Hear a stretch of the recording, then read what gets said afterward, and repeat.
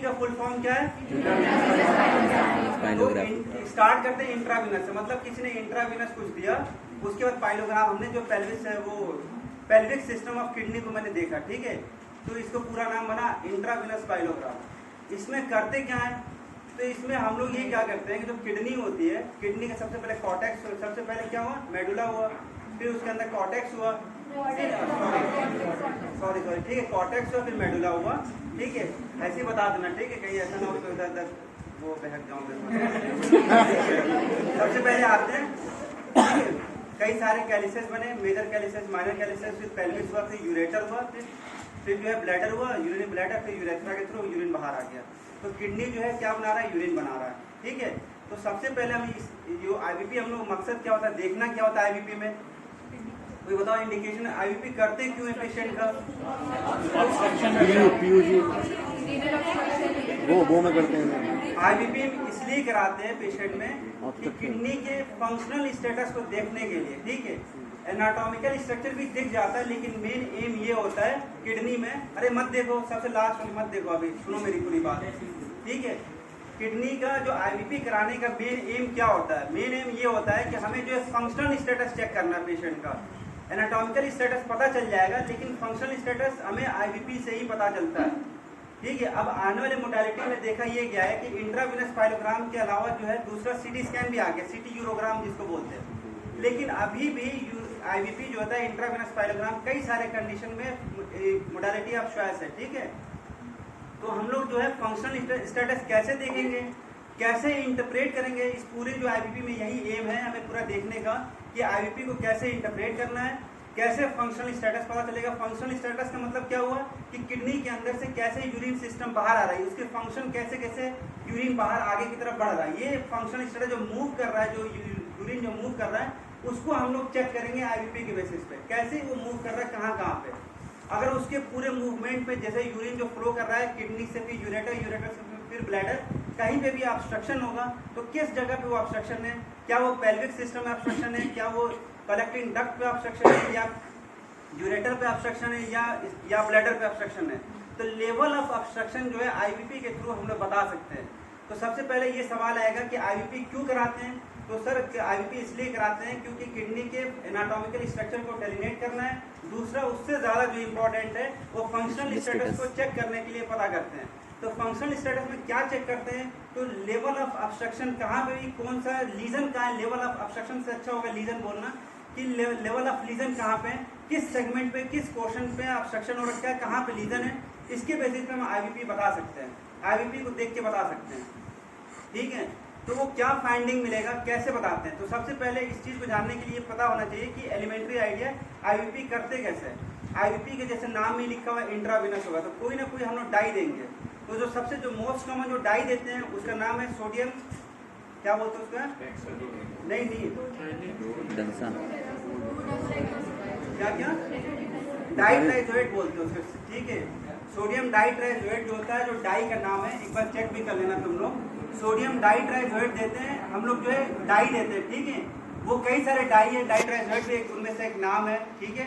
तो हमने सबसे पहले डाई दिया, वो डाई गया इंट्राविनस लाइन के थ्रू गया, ठीक है, अपना गया वो रीनल सिस्टम पे आया, कलेक्ट सबसे पहले किडनी वाले सिस्टम पे आ गया, वो पहले सबसे पहले किडनी में नेफ्रॉन पे आएगा, वो नेफ्रॉन से सारे वो शो करेगा, फिर कलेक्टिंग सिस्टम पे आएगा, फिर उसके बाद यूरेटर पे आएगा, फिर ब्लैडर पे आएगा, फिर यूरेथ्रा से बाहर आ जाएगा। समझ रहे हो, पूरे रास्ते मैंने बताया पहले। तो जब भी किडनी पे हम लोग जब भी इंट्राविनस पाइलोग्राम कराते हैं तो उसमें हम लोग डाई देते हैं। अब डाई का भी जो शेप होता है, जो दिखने में होता है वो वाइट कलर का होता है, और जो स्टोन भी होता है वो भी वाइट कलर का होता है, ठीक है। कोई आर्टिफैक्ट हुआ, कैल्सिफिकेशन भी होता है, वो भी वाइट कलर का शो कर रखा होता है एक्सरे पे। तो इस चीज़ से कंफ्यूज ना हो हम लोग, क्या करा गया कि जब भी इंट्राविनस पाइलोग्राम दिया गया हमें तो ये देखा गया कि ठीक है ऑलरेडी पहले से प्री एग्जिस्टिंग स्टोन था, वो हमें कंफ्यूजन होने लगा कि ये डाई वाला स्टोन है, ये डाई का जो वाइट कलर दिखा रहा है, ये स्टोन का दिखा रहा है, ठीक है। तो हमें ये देखना है कि जो आईवीपी कराया हमने, आईवीपी में ये जो है जो वाइट कलर जो दिखा रहा है, जो हमने कंट्रास्ट दिया, जो डाई दिया है सोडियम डाइट्राइजोएट, जो हमने डाई दिया जिसकी वजह से कलर जो है वाइट हो गया, अब जो भी तुम देखोगे इसमें कहीं ना कहीं व्हाइट दिखा रखा है, ये वाला आगे चल के अभी तुम्हें दिखेगा, अभी मैं एक एक को दिखाऊंगा। जो व्हाइट कलर का जो हो रखा है वो कंट्रास्ट की वजह से हो गया। तो जब देखा गया कि कंट्रास्ट की वजह से व्हाइट है, अब पहले से प्री एग्जिस्टिंग स्टोन भी हो सकता है उस पेशेंट में, क्या पता तुम्हारे में स्टोन हो, हमने अपने स्टोन चेक ही नहीं किया, डाई पहले ही दे दिया, तो हमें कंफ्यूजन हो जाएगा कि ये स्टोन है या डाई है। इसके लिए आईवीपी जब भी कराते हैं तो एक पहले रेफरेंस हम लोग एक्सरे ले लेते हैं बिना डाई का। तो बिना डाई का जो विदाउट डाई जो हम लोग एक्सरे लेते हैं उसको स्काउट फिल्म बोलते हैं। सबसे पहले रेफरेंस फिल्म लेते हैं, उसके बाद ही डाई देते हैं। तो आईवीपी स्टार्ट करने से पहले एक नॉर्मल एक्सरे होगा केयूबी का। कोई भी अगर आईवीपी होगा तो एक सबसे साइड में जो सबसे पहला जो एक्सरे दिखा रखा होता है वो विदाउट डाई होता है। अगर उसमें कोई भी रेडियो ओपेक कोई भी स्ट्रक्चर दिख जाए, कोई भी व्हाइट कलर का दिख जाए, तो वो डाई नहीं है, वो कोई ना कोई स्टोन है। तो सबसे पहले हमें यही देखना है कि क्या पता हम आगे हम क्या इंटरप्रेट करें, पहले ही हमें पता चल गया कि स्टोन है। ठीक है, तो सबसे पहला फिल्म जो होगा आईवीपी का वो स्काउट फिल्म जिसको बोलते हैं, वो विदाउट डाई होगा। उसके जस्ट 1 मिनट के बाद जो है हम लोग डाई देते हैं। ठीक है, पहला फिल्म देने के बाद हमने पहले फिल्म ले लिया, उसके बाद हमने इंट्रावेनस पाइलोग्राम स्टार्ट किया, आईवीपी करना स्टार्ट किया। ठीक है, अब उसके बाद पहला एक्सरे लेने के बाद हमने फिर जो है अब देना स्टार्ट किया यहाँ पे कंट्रास्ट। ठीक है, इंट्रावेनस लाइन के थ्रू वो गया। अब उसके बाद हम जो एक एक जो फिल्म ले रहे हैं उसका अलग अलग नाम है। सबसे पहले जो 1 मिनट के अंदर जैसे डाई देते ही 1 मिनट के अंदर हमने जो फिल्म लिया है उसको हम लोग बोलते हैं नेफ्रोजेनिक फेज। ठीक है, क्योंकि वो किडनी में जो सबसे पहला स्ट्रक्चर आता है नेफ्रॉन आता है, तो सबसे पहले जो डाई जो पहले पहुंचेगा वो नेफ्रॉन पे पहुंचेगा। ठीक है, नेफ्रोजेनिक फेज होगा जो after 1 minute of putting the dye. ठीक है, आप जो एक्सरे लेते हैं उसको नेफ्रोजेनिक फेज बोलेंगे, आफ्टर 1 मिनट होगा। उसके आफ्टर 5 मिनट के बाद, ठीक है, आफ्टर 5 मिनट आप अगर फिर से जो है एक्सरे ले रहे हैं, बार बार डाई नहीं डालो कि हर बार डाई डालते रहो, एक बार डाई डाल दिया उसके बाद एक्सरे लेना। बात समझ में आ रहा है? सबसे पहले हम विदाउट डाई लिया जिसको कंट्रास्ट जो हमें देखने के लिए कि उसको डिफरेंस करने के लिए। फिर उसके बाद हमने क्या किया, उसके बाद 1 मिनट के बाद जो जैसे हमने दिया, हमने जो डाई दिया उसको नेफ्रोजेनिक फेज बोल दिया। उसमें हमें कुछ नहीं पता चलेगा, जो सबसे पहले सिर्फ ये पता चलेगा कि कोई किडनी के नेफ्रॉन के क्या स्ट्रक्चर है। आगे का नेफ्रिक सिस्टम के बाद कलेक्टिंग सिस्टम बन रहा है। ठीक है, कई सारे नेफ्रॉन तुम लोगों को पता ही होगा। ठीक है, 1 मिलियन एक इस साइड पे होता है किडनी के, तो कई सारे नेफ्रॉन आपस में मिलके, ठीक है, लास्ट में कलेक्टिंग डक्ट बनाता है। वो ग्लोमेरुलस, फिर पीसीटी, फिर डीसीटी, ये सब बनते हैं, कलेक्टिंग डक्ट बनता है ना। फिर वो सारे आके पेल्विक सिस्टम में आ रहा है, कलेक्टिंग डक्ट सारे एक्यूमुलेट होकर पेल्विक सिस्टम में आ रहा है। अब पेल्विक मतलब यहाँ मत समझ लेना, ठीक है। तो बात समझ में आ रहा है? नहीं, मैं पढ़ा रहा था पिछली बार, तो पेल्विक सिस्टम वो पेल्विक बोन को समझने लगे, उनको कंफ्यूजन अलग हो गया कि सर ये डाई तो यहाँ बता रहे हैं, पढ़ा ठीक है, इतना आइडिया रखना। ठीक है, कहाँ से आते हैं, ठीक है, कहाँ से आते हैं? समझ में आया? नेफ्रिक फेज जो है 1 मिनट के बाद होगा। उसके आफ्टर 5 मिनट के बाद क्या होगा कि कलेक्टिंग फेज होगा। तो कलेक्टिंग डक्ट में आ रहा है, तो जिसका इसका दूसरा नाम है एक्सक्रीटरी फेज, क्योंकि अब वो एक्सक्रीट कर रहा है। किडनी में पहले डाई आया, डाई एक्यूमुलेट हुआ, नेफ्रिक फेज देखा, आफ्टर 5 मिनट के बाद जो सारे यूरिन बाहर निकलते हैं ना, वैसे डाई जो है बाहर निकल रहा है, तो एक्सक्रीटरी फेज होता है। ठीक है, उसी को कलेक्टिंग फेज भी बोलते हैं, क्योंकि कलेक्टिंग डक्ट पे आ रहा है। एक्सक्रीटरी फेज आफ्टर 5 मिनट बाद आ रहा है। फिर उसके बाद जो है हम लोग डिलेट फेज होता है, आफ्टर जो 5 मिनट की बात करते हैं, क्योंकि वो यूरेटर के होते हुए अब जो ये हो जाता है ब्लैडर पे आ जाता है। ठीक है, अब ब्लैडर पे आ गया वो पेशेंट कह रहा है, वो डाई जो है, ठीक है, अब जो है डाई जो है 1 घंटे से पढ़वा के ना दिमाग खा गया। ठीक है, पूरी बात सुन लो। ठीक है, चाय पी के आ रहा है, पहले भी नहीं खाया। पहले मैंने बताया स्काउट फिल्म लिया, उसके बाद आफ्टर 1 मिनट नेफ्रोजेनिक फेज आया, उसके बाद 5 मिनट के बाद एक्सक्रीटरी फेज आया। ये जानना बहुत जरूरी है, तभी आईवीपी को इंटरप्रेट कर पाओगे। बाकी सारे एक्सरे को समझना बहुत ईजी है, कोई भी समझा देगा, किसी को भी पकड़ लोगे। ठीक है, ये जानना जरूरी था, इसलिए मैं आईवीपी पे ज़्यादा कंसर्न कर रहा हूँ, क्योंकि इसके बाद कोई ना पढ़ाने वाला। तो सबसे पहले इंपॉर्टेंट स्काउट फिल्म लिया, स्काउट फिल्म के बाद नेफ्रोजेनिक फेज हुआ 1 मिनट के बाद, उसके 5 मिनट में एक्सक्रीटरी फेज हुआ, उसके बाद वाइडिंग फेज होगा, जो आप पोस्ट वाइड जो है पेशेंट जो है वाइड करेगा, मतलब कि यूरिन पास करेगा। तो यूरिन आफ्टर पास करने के बाद हम एक्सरे लेते हैं, उसको पोस्ट वाइड फेज कहते हैं, उसको भी लेना जरूरी होता है। वो जो होता है डिलेट, जो आप तो 72 आवर्स के बाद भी ले सकते हैं, लेकिन जो यहाँ लेके रखे रहते हैं हम लोग आफ्टर जो है 48 आवर्स या 24 आवर के बाद भी ले लेते हैं। ठीक है, तो सबसे पहले ये जानना जरूरी है आईवीपी में कि कितना फेज होते हैं। तो सबसे पहले एक नॉर्मल फेज होगा, ठीक है, जिसको बोलते हैं स्काउट फेज। उसके बाद नेफ्रोजेनिक फेज होगा, जिसमें हम किडनी के सिर्फ नेफ्रॉन के पोर्शन पे हम बात करेंगे। फिर उसके बाद आपको 5 मिनट के इंटरवल पे हम लोग एक्सक्रीटरी फेज होगा, जिसमें हम एक्सक्रीटरी सिस्टम पे बात करेंगे, जैसे कि कलेक्टिव सिस्टम और पेल्विक सिस्टम, उस पर बात करेंगे। फिर उसके बाद आएगा यूरेटर और जो है ब्लैडर वाला फेज, जिसको हम लोग जो प्रोवाइडिंग फेज बोलते हैं। उसके बाद हमने एक बार जब हमने वो ब्लैडर को यूरिन पास कर लिया, यूरिन पास करने के बाद जो फिर से लेते हैं एक्सरे, उसको पोस्ट वाइड फेज बोलते हैं। वो आफ्टर जो कई जगह डिलेड अलग अलग प्रेजेंटेशन है, कहीं लोग मैक्सिमम जो अलाउ है 72 आवर्स के बाद भी ले सकते हो, उससे पहले भी ले सकते हो, 48 आवर्स से पहले भी ले सकते हो, ठीक है। वाइडिंग फेज 20 मिनट के बाद माइक उठा लिया अरे चुप रहो आप, ये सब बाद में करी बात। Nephrogenic phase, excretory phase, after 5 minute में आप इंटरवल को देखते रहेंगे। जरूरी नहीं कि एक बार 5 मिनट का एक्सक्रीटरी फेज जो है वो 20 मिनट तक एक्सटेंड कर सकता है। कहने आपको हर 5-5 मिनट पे एक्सक्रीटरी फेज को देखने के लिए करना है, जब तक कि वो जो कंट्रास्ट है ब्लैडर में ना आ जाए। एक बार जब ब्लैडर में आ जाए तो इसका मतलब कि वो वाइडिंग फेज पे आ गया। मैंने पहले स्काउट फिल्म बताया, फिर उसके बाद नेफ्रोजेनिक फेज बताया, फिर मैंने एक्सक्रीटरी फेज बताया। एक्सक्रीटरी फेज जो होता है वो 5 मिनट पे आप कंटिन्यू करते रहते हैं, ठीक है। वो कंटिन्यू तब तक करेंगे जब तक कि आपके ब्लैडर में ना आ जाए। अब इसको इंटरप्रेट कैसे करना है, बहुत ही सिंपल है। इंटरप्रेट कैसे करना है, इंटरप्रेट करने से पहले आपको यही पता होना चाहिए कि करते कैसे हैं, हर एक फेज का इंपॉर्टेंट क्या होता है। तो सबसे पहले मैंने ये बता दिया कि स्काउट फिल्म के जरिए आप ये बता सकते हो कि सबसे पहले पहला वाला हमें पोर्शन देखना है। अगर उसी में हमें दिख गया, अगर वहां दिख गया कोई भी स्टोन, तो हमें ये लग जाएगा कि हाँ सर यहाँ स्टोन है। अब मान लो कि यहाँ पे कोई स्टोन है, तो अब जो उसके डिस्टल पार्ट पे कोई तो डाई आएगा नहीं, ऊपर रुकावट वगैरह रखी है ना। मान लो कि स्टोन इनएडिक्वेट है, वो पूरे ल्यूमेन को जो है ऑब्स्ट्रक्ट नहीं कर रहा है, पार्शियली कर रहा है, तो काफी डिले उसमें नीचे जाएगा। मेरी पूरी बात समझो कि अगर नॉर्मल किडनी क्या हुआ, नॉर्मल हमने डाई दिया तो सबसे पहले ये हुआ कि वहाँ पे स्काउट फिल्म में कुछ नहीं दिखेगा नॉर्मल किडनी पे, ठीक है। फिर उसके बाद नेफ्रोजेनिक फेज पे नेफ्रिक सिस्टम पे था वो डाई दिखेगा। फिर हम उसके 1 मिनट बाद फिर 5 मिनट वाले इंटरवल पे हम एक्सरे देखेंगे, उसमें देखेंगे पूरा यूरेटर नॉर्मल के बता रहा हूँ मैं अभी। नॉर्मल फेज में स्काउट फिल्म में कुछ नहीं दिखेगा, नॉर्मल है।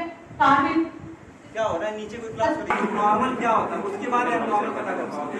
तो नॉर्मल क्या होगा कि सबसे पहले जो स्काउट फिल्म में बिल्कुल नॉर्मल फाइंडिंग होगा, कोई भी कंट्रास्ट नहीं दिखेगा, कोई भी वाइट जो है शैडो नहीं दिखेंगे, ठीक है। वाइट शैडो नॉर्मल में नहीं दिखेगा, ठीक है। कोई भी रेडियो ओपेक स्ट्रक्चर नहीं दिखेगा। अगर बहुत ही कभी कभी जो है वो बहुत ही नॉर्मल कंडीशन सिम्बोलिक होता है जो नॉर्मली बॉडी के अंदर, तो वो देख सकते हैं, उससे मैं नहीं जाना चाहूँगा वरना कंफ्यूज होता हूँ, ठीक है। तो नॉर्मल बता रहा हूँ, सबसे पहले नॉर्मल स्काउट फिल्म में बिल्कुल नॉर्मल दिखा। फिर जो है हम लोग नेफ्रिक फेज में आ गए, ठीक है, एक स्टेप आगे बढ़ गए। उसमें सिर्फ किडनी वाले जो स्ट्रक्चर होंगे, किडनी के अंदर जो कंट्रास्ट दिखेगा वो यूरेटर वाला पोर्शन में नहीं दिखेगा, क्योंकि मैंने बताया कि जो पहला मिनट में लिया है हमने वो फिल्म, उस पर हमने तो बताया कि सिर्फ नेफ्रिक स्टेज पे वो दिखा रखा है। फिर हमने आफ्टर 5 मिनट के बाद फिर एक और एक्सरे लिया। अब उसके बाद एक्सरे लिया तो जो कंट्रास्ट दिखेगा दोनों ही यूरेटर पे आप दिखने लगेंगे, ठीक है। याद रखना यूरेटर जो है पेरिस्टालसिस मूवमेंट का रखा होता है, कभी भी पूरा जो है यूरेटर पे डाई नहीं दिख सकता एक ही टाइम पे, ठीक है। अब ये सवाल आ सकता था कि सर कि पूरा यूरेटर में क्यों नहीं डाई दिख रहा है। तो यूरेटर जो होता है पेरिस्टालटिक मूवमेंट का रखा होता है ना, तो एक टाइम पे कहीं कहीं डाई दिखेगा, बस इतना आइडिया लग जाएगा कि हाँ ये डाई नीचे की तरफ आ रहा है। पूरा रेडियो ओपेक नहीं होगा, सेगमेंटेड होगा रेडियो ओपेक, ठीक है। क्यों? क्योंकि पेरिस्टालटिक मूवमेंट की वजह से। बात समझ में आ रही है। अब मैंने बताया नॉर्मल स्ट्रक्चर बता रहा हूँ। सबसे पहले जो है नॉर्मल दिखा, फिर उसका नेफ्रिक फेज सिर्फ किडनी वाले पोर्शन जाएंगे। अब हमने एक्सक्रीटरी फेज जो 5 मिनट के बाद देखा है, तो उसमें जो है यूरेटर में भी आने लगे डाई। फिर आफ्टर 5 इंटरवल एक बार और कराया तो पता चला कि यही डाई और नीचे आ गए, लेकिन अभी ब्लैडर तक नहीं पहुंचे। अब एक बार ब्लैडर तक पहुंच गया तो इसमें वाइडिंग फेज ब्लैडर पे भी दिखने लगेगा डाई, ठीक है। मतलब आप कई एक ही फिल्म में 6 होते हैं, 3 ऊपर 3 नीचे, तो जो एक एक फेज दिखा रखे हैं वो एक एक चीज को सिग्निफाई करता है। अब ये नॉर्मल स्ट्रक्चर है। नॉर्मली क्या होगा कि जो ब्लैडर से अल्टीमेटली आफ्टर 72 आवर्स के बाद कोई डाई नहीं दिखना चाहिए। जाहिर है कि जो नॉर्मल फेज होगा लास्ट में, अगर आफ्टर 72 आवर्स के बाद हमने करा रखा है एक्सरे, तो जाहिर है कि पूरे डाई यूरेथ्रा के थ्रू बाहर निकल जाए। अब क्यों दिख रहा है भाई? अगर दिख रहा है तो इसका मतलब कहीं ना कहीं ऑब्स्ट्रक्शन होगा, कहीं ना कहीं रास्ते जो वो, अगर मान लो कि सबसे डिलेड फेज में अगर दिखने लगे, अगर मान लो कि यहाँ पे हमने नेफ्रिक फेज में कुछ नहीं दिख रहा है, एक्सक्रीटरी फेज में भी कुछ नहीं दिख रहा है, पोस्ट वाइड फेज में दिखने लगे, इसका मतलब कि ये सिस्टम सही है, लेकिन जो है ब्लैडर गड़बड़ है, क्योंकि वहां तक तो बिल्कुल नॉर्मल था। ठीक है, ये बाद में आऊंगा मैं, आप भी स्किप करके आगे बढ़ गया काफी, ठीक है। तो नॉर्मल स्ट्रक्चर समझ में आ गया। तुम स्टार्ट हो जाओ, जो मास्क ला रखे हैं खड़े हो जाओ। हाँ, अब तो बहुत ही सिंपल रूल है कि जहां पे भी ऑब्स्ट्रक्शन होगा उसके नीचे कहीं डाई नहीं दिखेगा, ठीक है। अब इसका मतलब ये नहीं कि सबसे एक एक सेगमेंट को देखना है, पहले वाले पार्ट को देखना, एक बार में पूरा नहीं देखना। यही गलती करते हैं, पूरा सब मिलाने लगते हैं। एक बार में एक ही एक्सरे को देखना है, इसमें सब सही है तो ठीक है आगे बढ़ो, इसमें आगे आ जाओ, इसमें सब सही है तभी आगे बढ़ो, ठीक है। 6 फेज उसमें देखा रखा है आईवीपी में। अब मान लो कहीं पे भी ऑब्स्ट्रक्शन हो, कहीं पे भी कोई लीजन हो, राइट साइड या लेफ्ट साइड कहीं पे भी मान लो, अगर मान लो पहले अगर स्टोन आ गया, पहले ही फिल्म में स्टोन आ गया, तो इसका मतलब कि रेडियो पे कोई स्टोन ही है 100%।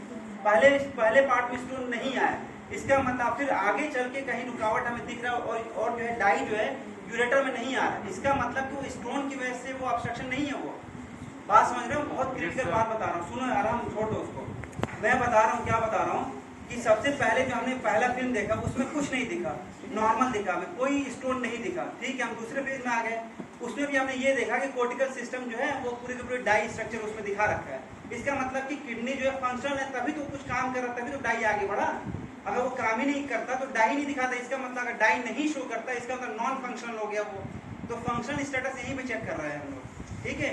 सबसे पहले स्कॉट फिल्म में देखा और बिल्कुल नॉर्मल था, ठीक है, बहुत ही अच्छी बात है। आगे बढ़ गए, हमें नेफ्रिक सिस्टम पे आए। नेफ्रिक सिस्टम पे डाई दिख रहा है, मतलब कि सिर्फ किडनी में अगर डाई दिख रहा है, मतलब कि कैल्शियल पोर्शन पर अगर डाई दिख रहा है, इसका मतलब किडनी कहीं ना कहीं काम कर रहा है। उसका मतलब glomerular system PCT DCT excrete करके रीअब्जॉर्ब करके मेजर कैल्शियस पे पहुंचा दिया उसने डाई, इसका मतलब काम कर रहा है, तभी डाई वहां दिख रहा है। अगर डाई नहीं दिखता है इसका मतलब कि वो नॉन फंक्शनल किडनी हो गया, आगे बढ़ने की जरूरत ही नहीं है। तो अगर पहली फेज में अगर कोई डाई नहीं दिखेगा इसका मतलब कि नॉन फंक्शनल किडनी। तो सिर्फ एक ही बार एक्सरे करने के बेसिस पे नहीं कहते कि नॉन फंक्शनल किडनी हो गया। हो सकता है किसी और, हो सकता है पेशेंट का किडनी सिस्टम थोड़ा डिलेड में काम हो, कम से कम 12 आवर का वेट करते हैं। आफ्टर 12 आवर आप कई बार कराते गए एक बार भी नहीं देखा 12 घंटे तक, इसका मतलब कि किडनी का नॉन फंक्शनल है। लेकिन आपके टाइम पे मोडालिटी काफी चेंज हो गया, आप इसको डिफाइन करने के डीटीपीए डीएमएस स्कैन आ गया एडवांस, ठीक है। आईवीपी का कहीं रोल नॉन फंक्शनल में नहीं है, ठीक है। हाँ, तो मैं बता रहा था, पहली बात तो मैंने ये बताया नॉन फंक्शनल किडनी कैसे आइडेंटिफाई करते हैं। तो मैंने पहले ही बताया कि आईवीपी को चेक कैसे करते हैं, आईवीपी बताता क्या है, तो मैंने पहले ही बताया कि ये एनाटॉमी को डेलिनेट करता है, जो हमें पहले फिल्म से पता चल गया। दूसरा मैंने काम ये बताया कि ये जो है फंक्शनल स्टेटस को बताता है। वो फंक्शनल स्टेटस कैसे बताएगा, क्योंकि नेफ्रिक फेज में कोई डाई ही नहीं दिखेगा, तो जाहिर सी बात है कि वो उसमें जो है डाई नहीं गया, इसका मतलब नॉन फंक्शनल किडनी हो गया। बात समझ आए, नॉन फंक्शनल का मतलब क्या हुआ। अब तीसरे फेज पे आते हैं कि अब जो है, अब मान लो कि नीचे की तरफ हमें डाई नहीं दिख रहा है एक साइड पे, मान लो लेफ्ट साइड पे ही आ जाओ, तो नीचे की तरफ डाई नहीं आ रहा है। हमने एक्सक्रीटरी के 2 फेज चले गए, ठीक है, आफ्टर 5 इंटरवल पे एक्सक्रीटरी के 2 फेज पे देखे कि डाई नीचे तक आ ही नहीं रहा। अब डाई नीचे तक नहीं आ रहा है, इसका मतलब कि कहीं ना कहीं ऑब्स्ट्रक्शन है, तभी तो नीचे कुछ नहीं जा रहा है। कॉमन सेंस है ना इतना तो, ठीक है। तो डाई जो है ऊपर दिख रहा है लेकिन नीचे नहीं जा रहा है, ठीक है, वहीं पे रुका हुआ है। हमने 3 फेज करा के देख लिया। कई बार जब फाइंडिंग हमें एक ही पे दिखना है तो हम कई सारे फेज लेने लगते हैं उसी वक्त कि हाँ इस बात सही है कि नहीं सही है, क्यों नहीं दिख रहा है। अगर मानो 20 मिनट तक नहीं दिख रहा है, इसका मतलब कि वो जो डाई कहीं ना कहीं ऑब्स्ट्रक्ट कर रखा है। लेकिन तुम वही अगर आगे बढ़ के देखोगे तो ब्लैडर में तुम्हें जो है डाई दिखेगा, इससे कंफ्यूज नहीं होना। कई लोग कंफ्यूज आते हैं कि सर यहाँ पे तो डाई दिख रहा है, ये दूसरे वाले में पूरा डाई दिख रहा है, इस वाले में डाई नहीं दिख रहा है लेकिन ब्लैडर फील होगा। जाहिर है कि ब्लैडर फील होगा, क्योंकि एक सिस्टम तो पेटेंट है ना, एक सिस्टम पेटेंट हो, उसकी वजह से डाई जा रहा है नीचे, लेकिन इसकी वजह से डाई नहीं जा रहा है। तो ये वाला सिस्टम ऑब्स्ट्रक्ट कर रखा है। अब जैसे हम आगे बढ़ेंगे वैसे वैसे एनाटॉमी को एकदम एग्जैक्ट पोजीशन पता चल जाए, उसी बेसिस पे हर 5 इंटरवल में आप करते रहो एक्सरे। मैं समझ में आ रहा है मैं कैसे बता रहा हूँ कि किस पोजीशन पे ऑब्स्ट्रक्शन हो रखा है, ठीक है। अब ये ऑब्स्ट्रक्शन का कॉज क्या है ये भी पता चल जाएगा।